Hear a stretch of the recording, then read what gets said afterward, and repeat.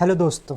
तो वर्जन 3 के एमसीए के फॉर्म की सीरीज़ में आज हम लाए हैं form spice plus part A, जो कि है application for reservation of name for new company incorporation. Company incorporation करने के लिए हमें पहले नेम को रिजर्व करना पड़ता है। तो नेम रिजर्व के लिए जो फॉर्म डाला जाता है वो है स्पाइस प्लस पार्ट ए। जैसा कि आपको पता है, एमसीए की मैक्सिमम फॉर्म्स वर्जन 2 से वर्जन 3 में इनकॉर्पोरेट हो गए हैं। तो आइए इसी सीरीज़ में हम लाए हैं आज form spice plus part A. आगे जाने से पहले अगर आपने हमारा चैनल सब्सक्राइब नहीं किया है तो सब्सक्राइब कीजिए और बेल आइकन पे प्रेस कीजिए।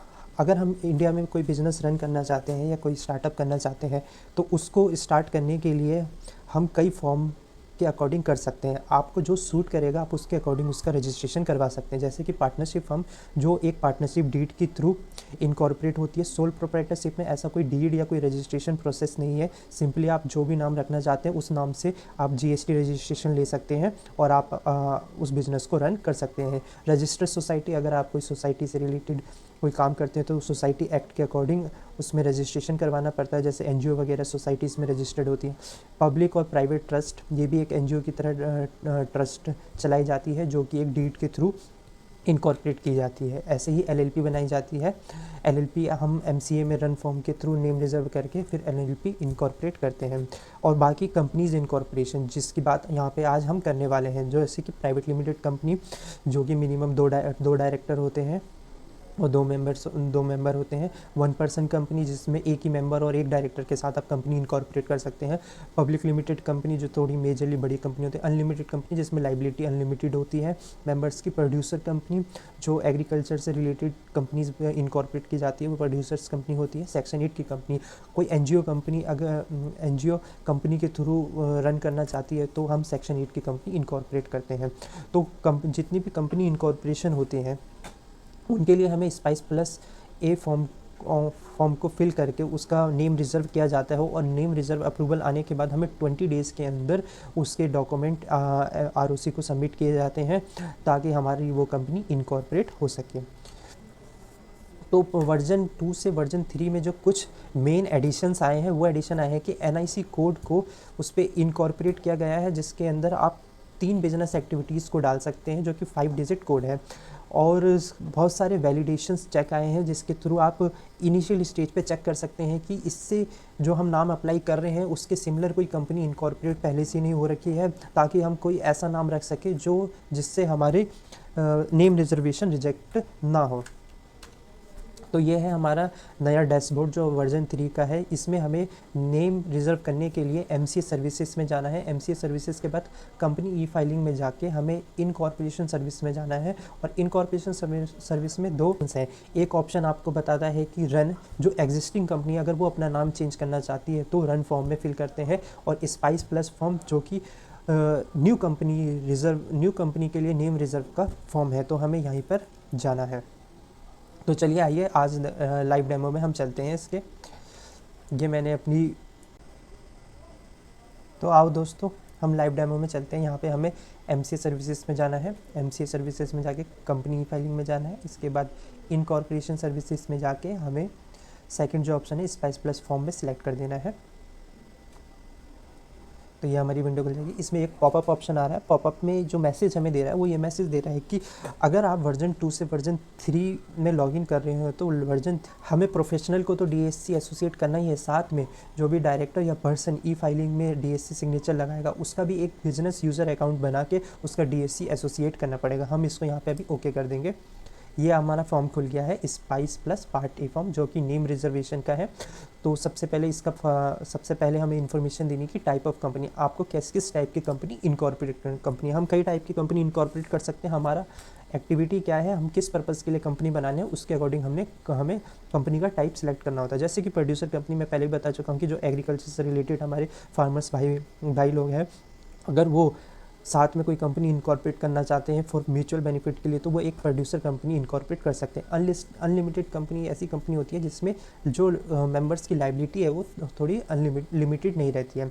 और प्राइवेट ओपीसी कंपनी यानी कि 1% कंपनी, ऐसी कंपनी जिसमें एक सिंगल मेंबर और सिंगल डायरेक्टर के थ्रू जो कंपनी इनकॉर्पोरेट की जा सकती है। जैसा हमें पता है कि प्राइवेट लिमिटेड कंपनी में एटलीस्ट 2 मेंबर 2 डायरेक्टर की रिक्वायरमेंट होती है, ओपीसी में ऐसी रिक्वायरमेंट नहीं होती है, तो ओपीसी बनाना चाहें तो उसे सेलेक्ट कर सकते हैं। आईएफएससी कंपनी यानी कि international financial service centres company जो होती है। सेक्शन 8 कंपनी जैसा जो एनजीओ कंपनी के थ्रू अपना एक्टिविटीज़ रन करना चाहती है वो सेक्शन 8 की कंपनी बनाई जाती है। निधि कंपनी अपने मेंबर्स के लिए मेंबर्स से डिपॉजिट लेती है और उनको लोन देती है, तो वो निधि कंपनी इनकॉर्पोरेट करते हैं। और न्यू कंपनी जो नॉर्मली प्राइवेट लिमिटेड कंपनी बनाई जाती है वो न्यू कंपनी बनाई जाती है, और ऐसे ही हमारे अदर्स पार्ट ए की कंपनीज़ होती हैं। तो अभी हम प्राइवेट ओपीसी के लिए सिलेक्ट करते हैं प्राइवेट ओपीसी यानी कि 1% कंपनी। यहाँ पे क्लास ऑफ कंपनी में 1% कंपनी सेलेक्ट करेंगे। क्लास ऑफ कंपनी में अगर हम देखें तो न्यू कंपनी अगर हम सेलेक्ट करें तो यहाँ पे 2 ऑप्शन आते हैं, पब्लिक या प्राइवेट कंपनी आप बनाना चाह रहे हैं, तो ये ऑप्शन होते हैं क्योंकि ओपीसी 1% कंपनी। ऐसे ही कुछ अगर हम प्रोड्यूसर कंपनी करेंगे इसमें भी एक ही ऑप्शन आएगा प्राइवेट कंपनी। ऐसे अगर हम अनलिमिटेड कंपनी सेलेक्ट करेंगे तो इसमें भी 2 ऑप्शन आते हैं, पब्लिक बना रहे हो प्राइवेट बना रहे हो। आईएफएससी कंपनी में भी 2 ऑप्शन आते हैं अपने पास, और सेक्शन 8 की कंपनी में भी हमें 2 ऑप्शन मिलते हैं। ऐसे ही निधि कंपनी में भी अपने पास एक ही ऑप्शन है, ये पब्लिक की कंपनी होती है निधि कंपनी। तो ये देख लिया हमने, जैसे पार्ट ए की कंपनी में इसमें भी दोनों ऑप्शन होते हैं। पार्ट 1 LLP 2 कंपनी इनकॉर्पोरेशन, तो इनकी कैटेगरी भी 2 होती है। अगर हम फर्म को कंपनी में कन्वर्ट करना चाहते हैं तो इसमें भी हम 2 ऑप्शन सेलेक्ट कर सकते हैं। और तो हम ओपीसी के लिए जा रहे हैं, ओपीसी के लिए हमें 1% कंपनी सेलेक्ट करना है। Category of the company limited by share. अगर यहीं पे अगर हम ऑप्शन सेलेक्ट करते न्यू कंपनी और कंपनी हम पब्लिक सेलेक्ट करते तो यहाँ पे ऑप्शन 2 आ जाते हैं, कंपनी लिमिटेड बाय शेयर या गारंटी बाय शेयर, ऐसे ही प्राइवेट। तो अभी हम चाहते हैं ओपीसी के लिए 1% कंपनी, अब सेलेक्ट करते हैं कंपनी लिमिटेड बाय शेयर। सब कैटेगरी नॉन गवर्नमेंट कंपनी है, कोई गवर्नमेंट कंपनी नहीं है हमारी। यहाँ पे हमें यहाँ पे जो मेजर चेंज आए, यहाँ पे हम NIC कोड को यहाँ पे सेलेक्ट कर सकते हैं, जो कि हम मैक्सिमम 3 एक्टिविटीज़ तक सेलेक्ट कर सकते हैं, और जो कि 5 डिजिट कोड होता है। और यहाँ पे सर्च का ऑप्शन आ रहा है, यहाँ पे हम सर्च कर सकते हैं। यहाँ पे जैसे मैं फ्रूट से रिलेटेड इनका कुछ बिजनेस करना चाह रहे हैं, तो जैसे मैंने देखो होलसेल का सिलेक्ट कर लिया, रिटेल का सिलेक्ट कर लिया, मान लो मैं फ्रूट जूस बार, और देखो मैं और चौथा ऑप्शन सेलेक्ट करने जा रहा हूँ तो सिलेक्ट नहीं हो रहा है, यानी कि यहाँ पे मैक्सिमम 3 ही हम सिलेक्ट कर सकते हैं। तो अभी हमें यहाँ पे 2 ही का ऑप्शन के साथ जाना है। ये पर्टिकुलर्स ऑफ द प्रपोज और अप्रूव्ड कंपनी, हमें कंपनी जो हम प्रपोज चाहते हैं कि हमें ये नाम मिलना चाहिए, उस कंपनी का नाम यहाँ पे लिख देंगे। हाँ, यहाँ पे हमें मैक्सिमम 2 कंपनी के नाम देने का ऑप्शन यहाँ पे रहता है, और ये सजेशन रहता है कि एटलीस्ट 2 कंपनी के नाम तो दे दें। इन केस अगर हमारी फर्स्ट प्रेफरेंस नाम नहीं मिल पाता तो हमें सेकंड प्रेफरेंस नाम मिल सकता है। ये इसलिए डालेंगे तो हमें लिमिटेड रीसबमिशन ही मिलते हैं, तो जब हम दोबारा डालेंगे क्या पता वो नाम भी नहीं मिले, तो हमारे 1000 जो हम इसकी फ़ीस जाती है नेम रिजर्वेशन के लिए वो लैप्स हो जाएगी, और फिर हमें दोबारा 1000 रुपीज़ पे करने पड़ेंगे। तो इसलिए सजेशन रहता है कि एटलीस्ट 2 नाम तो हम इसमें दे ही दें। ठीक है, अब इसके बाद जैसे ही हम ऑटो चेक करेंगे तो जो हमारी चेंजेस आई है वर्जन 3 में, जो वैलिडेशन वगैरह की है, तो वो वैलिडेशन करके यहाँ पे वो इन्फॉर्मेशन नीचे दे देगा कि हो सकता है कि आपका नाम इस कंपनी के नाम से मैच करता है। तो हमें लग रहा है ये दे देता है कि थोड़े बहुत वर्ड से अगर मैच कर रहा है कोई नाम तो उनको भी वो यहाँ पे शो कर देता है। तो हमें इतना घबराना नहीं है कि देखना है कि क्या हमें सारे नामों को देखना है कि कोई इससे एग्जैक्ट सिमिलर तो नहीं है या थोड़ा बहुत रिजेंबल कर रहा है, तो हम इसको इग्नोर कर सकते हैं और नाम अप्लाई कर सकते हैं। अगर आपको लग रहा है कि नहीं ऐसा कोई नाम है कि जो बहुत क्लोजली मैच कर रहा है, तो आप उसके बदले कोई दूसरा नाम डाल सकते हैं। तो मुझे यहाँ पे ऐसा कुछ नहीं लग रहा है कि ये किसी से सिमिलर मैच कर रहा है, क्योंकि ये मैं पहले ही सर्च कर चुका था। तो अब हम आगे चलते हैं, सेव कर देंगे इसको, ओके कर देंगे। ठीक है, अब यहाँ पे इन्फॉर्मेशन आ गई है। अब हम एक बार फॉर्म को फिर से चेक कर लेंगे कि हमने इन्फॉर्मेशन तो सही दी है। अगर हमने सारी इन्फॉर्मेशन सही दी है तो हम इसको सबमिट कर देंगे। सबमिट करने के बाद देखो 2 ऑप्शन रहते हैं, या तो हम खाली नेम के लिए अप्लाई करें, या दूसरा ऑप्शन ये रहता है कि हम नेम के साथ साथ कंपनी इनकॉर्पोरेशन के जो सारे फॉर्म है वो भी साथ साथ फिल कर दें। तो सजेशन ये रहती है कि पहले नेम को अप्लाई करें, नेम आ जाए उसके बाद आप डॉक्यूमेंट अपलोड करके देगा। तो सजेशन यही रहता है कि पहले नाम को ले लें, नाम को लेने के बाद उसके बाद अप्रूवल जैसे ही आ जाती है, 20 डेज़ का इनफ टाइम होता है, 20 डेज़ में आप डॉक्यूमेंट को फिल करके उसको सबमिट कर सकते हैं।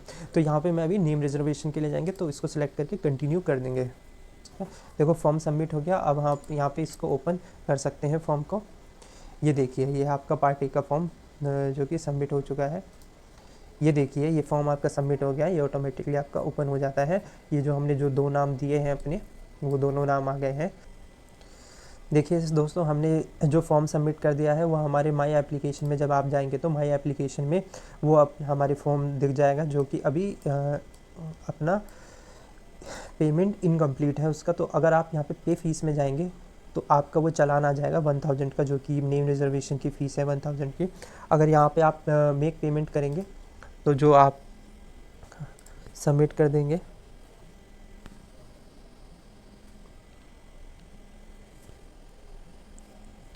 सबमिट करने के बाद आपका पेमेंट का ऑप्शन आ जाएगा, इसको आप कंफर्म कर देंगे। देखिए अब ये आपको गेटवे सेलेक्ट करना है, जैसे कि मैं ICICI बैंक का सिलेक्ट करता हूँ। डेबिट कार्ड से करना है या क्रेडिट कार्ड से करना है, आप उसको सेलेक्ट करके इसमें कैप्चा डाल के इसकी पेमेंट कर सकते हैं। थैंक यू वेरी मच, धन्यवाद। Stay connected.